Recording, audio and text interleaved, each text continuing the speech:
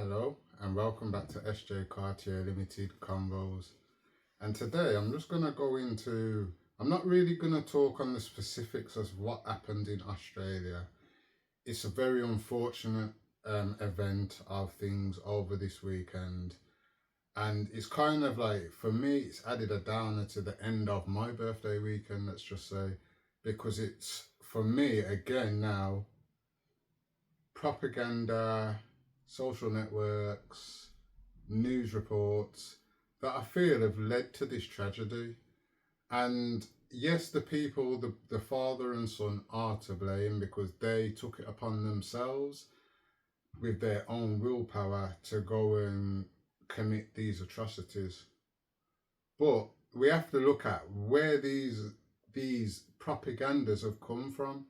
And I say, yes, there's a lot that goes on in the world that us as normal, regular civilians, there's not much we can change when it comes to government leaders wanting to go to war over oil, money, land, whatever reason that may be, that doesn't really affect us in a positive or negative way other than war, and that's all we kind of know.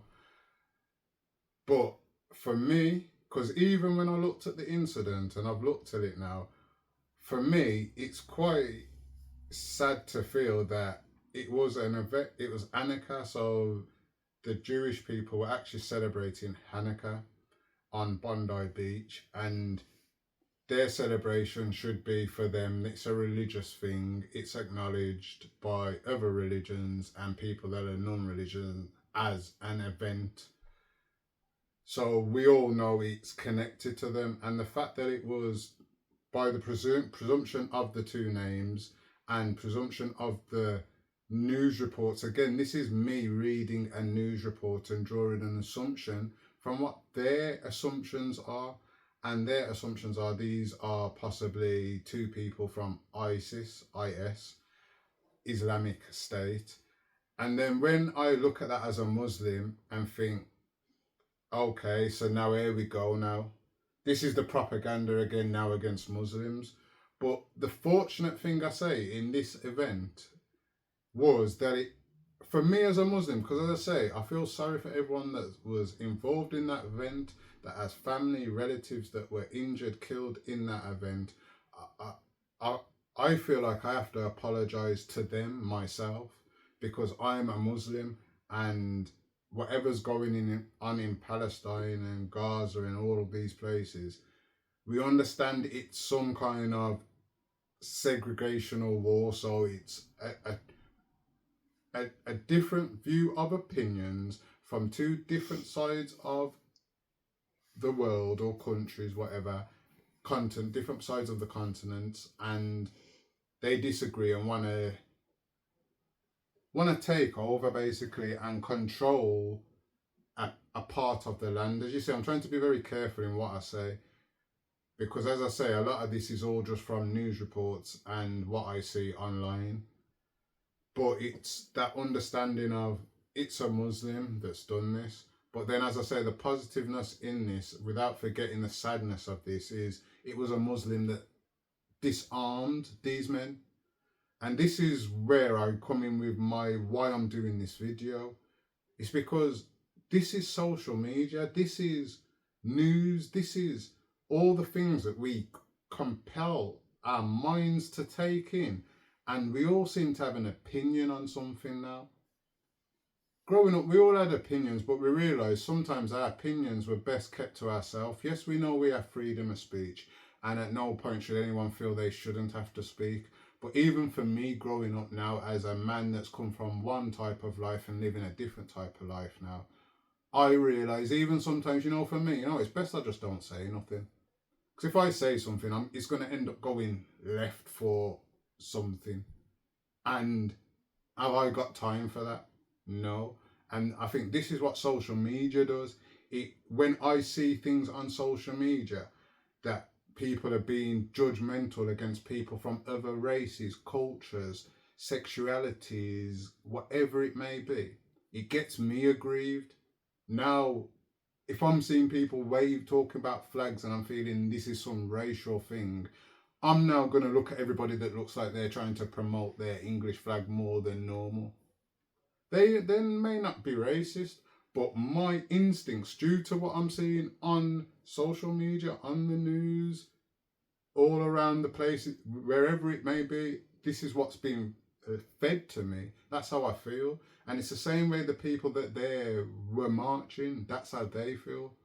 They're reading news reports about immigrants and then thinking away because they've been led to believe this way.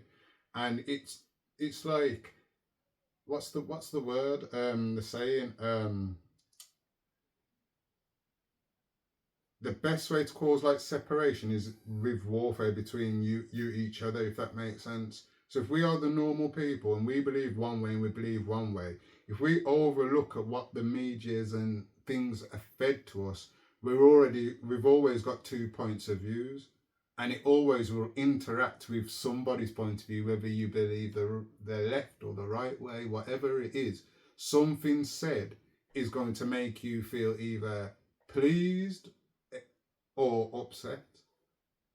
And that's what I feel like. This was like, it's again too much people obviously promoting, oh, fight for Palestine, fight for this. And they're taking it upon themselves to now bring the fight to their front door. And the fight isn't actually at their front door. Yes, I understand these people weren't from Australia and they travelled to Philippines or wherever it was and then came from there. But it's the thing as this battle of the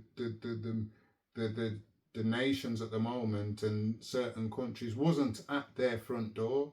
They're not living in Palestine right now. So that war that they were trying to fight and presuming they had to follow was due to all the propaganda they're seeing, all the marches, all these things. And as I say, again, it doesn't really matter whether it's the left or the right way, whether it's the right or the wrong way. It's what's being fed to us as normal people and then giving us instincts in how we should behave and how we should feel and how we should act.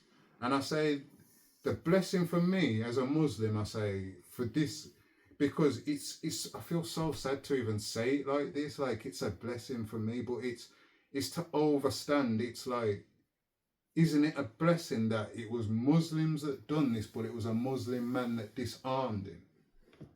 Imagine, just think of this, it was them two that done this and it was someone else that wasn't Muslim disarmed him. What would the hate be for Muslim right now around the world? How would people actually be looking and talking and thinking about Muslims now around the world?